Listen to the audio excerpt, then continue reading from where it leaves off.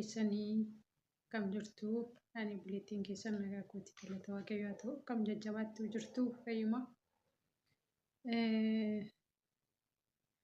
har'a wanta tokko isinitti agarsiisuun dhufee yaadichis maalidha yoo jettanii beekuu dandeessu warri beektanii jiraachuu dandeessu warri garuu hin beekne fakkeenyaaf ijoolleen haaraa reefu biyyarraa gara biyyoota adda addaa hojiidhaaf deemtanii jechuudha. Waan kuni baay'ee isin fayyada laaluu dandeessu. Maalaan isinitti agarsiisuu barbaade yeroo baay'ee jechuudha biyyoota arabaa garaagaraa keessatti jechuudha hojjennee qarshii fudhachuu malee qarshiin suni qarshii akkamii akka ta'e addaan baasnee hin beeknu jechuudha. Isinii galadhee yaada. Birrii oriijinaalaa nu kennuu danda'u yookaan immoo foorjidii nu kennuu danda'u jechuudha. Isinii galee kana jechuun hunda namaatii miti kan kana godhu. Isinii galee akkuma namni gaariin baay'een jiru namni badaan immoo hin dhabamu jechuudha. Isinii galee jedhee yaada. Kanaafi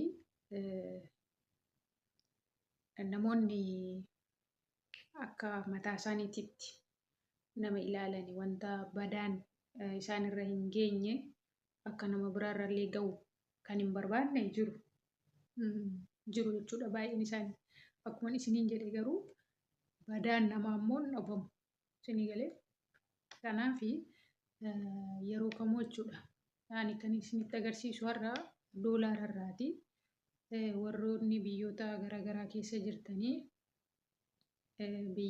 birriin diraamni jira. Beeku garuu ani garuu doolaaran beeka. Birriin akkuma biyyaatti birriin isaanii adda addadha. Isinii gala miti. Kanaafi akkatti ilaalamu jechuun oriijinaala moo foorjidiidha isa jedhu akkatti ilaalamu yoo barbaaddanii seerchi gootanii ilaaluu dandeessu wantoota garaagaraa irra jechuudha. Namoonni barsiisanii jiru. Isinii gala miti. Kanaafi anamma doolaaradha waan ta'eef doolaara jechuudha. Doolaara kana nan isinitti agarsiisa jechuudha hagam beekurraa. Isinii galee amma kun akkasitti kun amma birrii noormaalaadha jechuudha. Oriijinaaliidha jechuudha. Isinii gala miti. Oriijinaalii. Garuu foorjidiinsaa jechuudha kana fakkaatee nu kennamuu danda'a. Isinii galee wanti isin irraa adda baastanii hin jiru jechuudha. Waan sana hubannoo isaan qabdan hin ilaaltanii addan baasannee taanaan inni fudhattu jechuudha. Foorjidiinsaa otoo isinii kennamee jechuudha. Waan irraa beektan hin qabdan wal fakkeessanii hojjetu waan ta'eef. Kanaafi gabaabumatti maalaan isinitti himaa warroonni biyya doolaarri kaffalamu jirtanii jechuudha.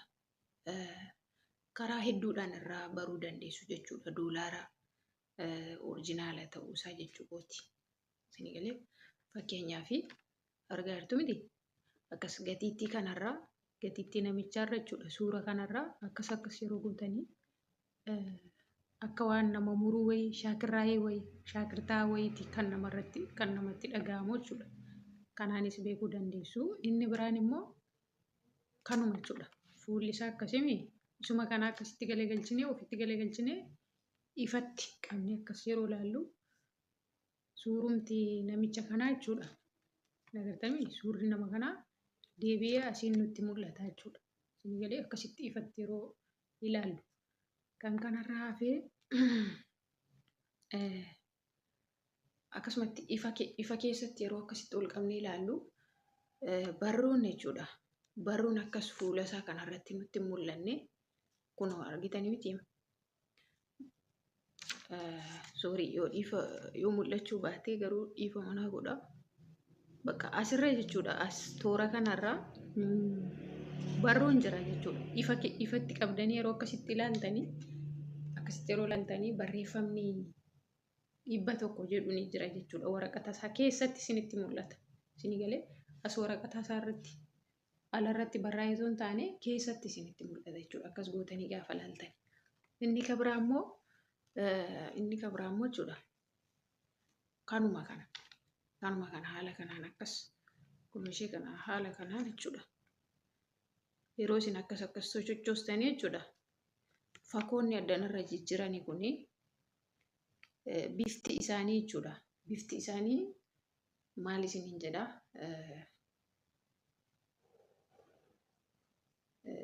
Bifti isaanii bakka jira miti wanta bakka waan akka inni wannoon taane fooldiin taane isinitti mul'isa jechuudha. Kan kanarraa hafee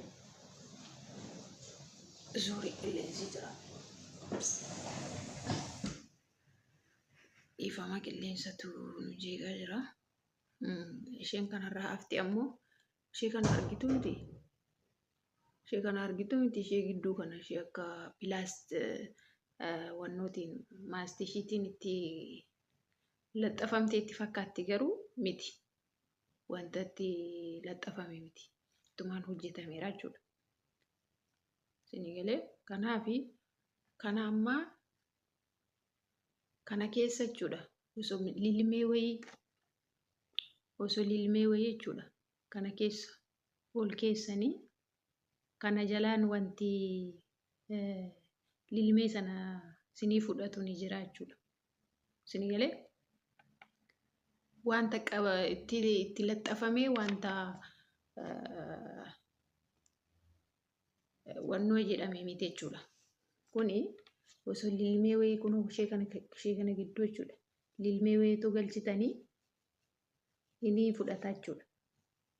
Inni kun isa tokkoffaa ittiin orjinaala ta'uu isaarraa hubattanidha jechuudha. Inni kan biraa kanuma keessaa yeroo isin akkas gootanii ilaaltanii barreeffama 100tu argama jechuudha. Qalbeeffattanii yoo ilaaltan malee akkasuma calliftanii yoo ilaaltanii hubachuu dhiisuu dandeessu. Ifa isiniif ta'uu dhiisuu danda'a. Isinii galee kanaafi gabaabumatti maallaqa yeroo fudhattanii jechuudha. Biyya kamiyyuu haa ta'u, doolaaraa ta'u, diraamaa haa ta'u, abbaa barbaade haa ta'u. Maallaqa yeroo fudhattanii cheekii godhaa. Cheekii godhaa maallaquma ta'ee fi fuutanii waliin kaayina. Isinii galee fakkeenyaaf yeroo akkanatti ifatti qabdanii ilaaltanii waan akka urataa gingilchaa wayii maallaqa sanarraa mul'ata taanaan maallaqni sun rakkoo qabaachuudha. Maaliif maashina keessatti maallaqa rakkoo qabu maashinni ittiin ilaalamu jechuudha. Hin qaba mitiire hin qabaa uree wanta ta'e godhee baasa jechuudha. Kanaaf waan akkasiirree ilaallachuu qabdanii kan kanarraa hafee Waaqayyoo isin haa eegu. Isinis haga dandeessan of eeggannoo godhaa. Wanti akkasiifaa jira waan ta'eef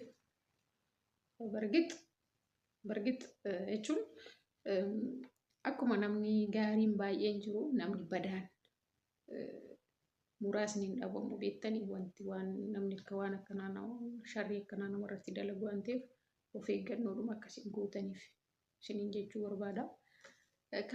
Kanan isiniin jedhaa yoon dogoggoree dhiifama naa godhaa. Yaada biraa walitti deebinaa nagannaa turaan isiniin jedhaa.